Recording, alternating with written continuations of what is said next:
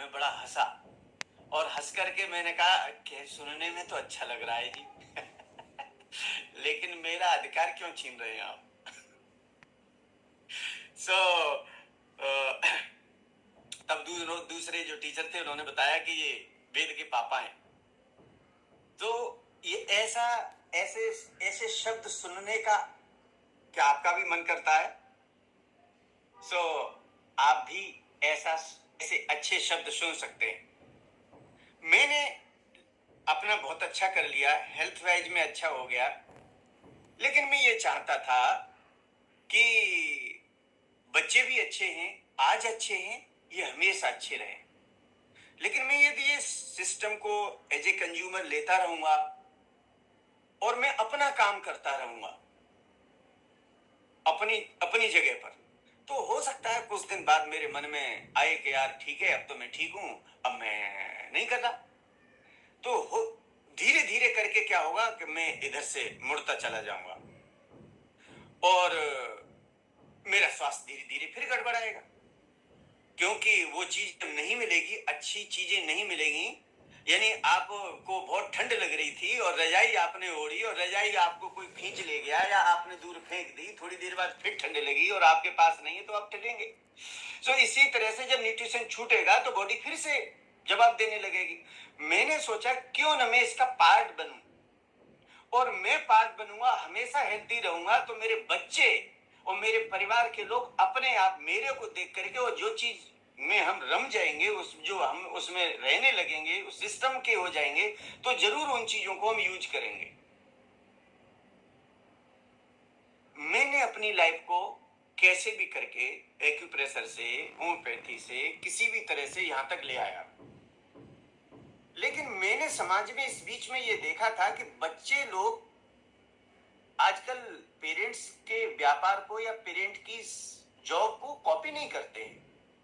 मैं अपनी बात बता रहा हूं, मैंने जो देखा है समाज में, जो इंजीनियर हैं उनके बच्चे डॉक्टर बन रहे हैं, जिनके हॉस्पिटल खुले हुए हैं उनके बच्चे इंजीनियर बन रहे हैं। मेरे तमाम परिचित ऐसे लोग हैं जिनके बड़े बड़े एम्पायर बिजनेस के हैं, वो बच्चे जॉब में जा रहे हैं उनके।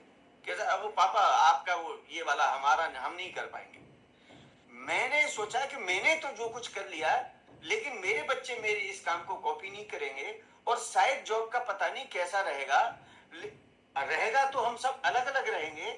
मेरे दिल की इच्छा थी कि हम सब एक रहें, शाम का खाना किसी एक टाइम का खाना परिवार में बैठ के खाया जाए, ये अच्छा होता है, शुभ माना जाता है। सो ये कब हो सकता है? मैं अपने कुछ सीनियर्स को, अपने लीडर्स को, अपने कोच को, अपने मेंटोर को उनको देख रहा था। सो मैंने कहा क्यों न मैं इसमें कोच बन जाऊं, और कोच बन करके जब मेरी चीजें बदलेंगी तो मेरे बच्चे ऑटोमेटिक मेरी तरफ मेरी कॉपी करने की प्रयास करेंगे, क्योंकि अच्छा खाएंगे तो विचार अच्छे होने लगेंगे। सो क्यों हर आदमी डरा हुआ बैठा है? किस वजह से? कि मेरे बच्चे कॉपी करेंगे या नहीं करेंगे। क्योंकि मैं इस वजह से था क्योंकि मेरा बैकग्राउंड अच्छा नहीं था। मैं गांव से था और गांव में भी हम बहुत गरीब थे। कहने में उस समय शर्म लगती थी, इसलिए उतनी जोर से नहीं बोलते थे। लेकिन आज वो हकीकत समझ में आती है कि हाँ, हकीकत में हम गरीब थे, क्योंकि जो मकान इसमें जो दिखाया गया है इस पर प्लास्टर नहीं है और ये बहुत पुराना है। ऊपर भी इसमें वेंटिलेटर नहीं है। इसी में मैं बड़ा हूं, इसी में पला हूं, इसमें बड़ा हुआ हूं। लेकिन थैंक यू माताजी पिताजी के लिए कि उन्होंने कैसे हमें पाला इन परिस्थितियों में भी और हमको पढ़ाया बड़ा किया। इस बात का एहसास तब होता है जब स्वयं बाप बनता है। छप्पर पड़ा हुआ है, बाउंड्री वॉल भी नहीं है घर में, कोई भी जानवर गांव में आ जा सकता है, इसमें कोई भी। लेकिन मैं पढ़ गया तो शादी इसी घर में हुई, और शादी हुई। पढ़ने के बाद मैंने एक प्राइवेट स्कूल तो एडेड था, लेकिन जिस स्कूल से मैंने हाई स्कूल किया था उसी स्कूल में मैंने फिर एडोक पर मैं टीचर हो गया। वहाँ पर तनख्वाह मेरे को मिली 900 रुपये, लेकिन जब हिसाब हुआ 3 महीने बाद 700 के हिसाब से दिए, क्योंकि वो सब गवर्नमेंट टीचर थे। मैंने कहा सर 900 तो वैसे ही बहुत कम होते हैं, लेकिन उन्होंने कहा कि देख लीजिए आप, हमारे पास तो यही व्यवस्था है, आप नहीं करेंगे तो कोई बात नहीं। क्योंकि मेरे पास तो 700 भी फिर मेरे को चाहिए थे, कुछ भी नहीं था, तो मैंने हाँ बोल दिया। और मैंने यहाँ पर 5 साल इस स्कूल में मैंने टीचिंग की।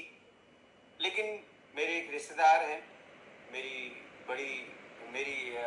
वाइफ की बड़ी सिस्टर के हस्बैंड, उन्होंने बोला कि तुम यहाँ रहोगे, हो सकता है तुम एजुकेटेड हो, आपकी जॉब लग जाए, लेकिन आप बड़ा नहीं कर पाएंगे, आप इसको छोड़ दीजिए।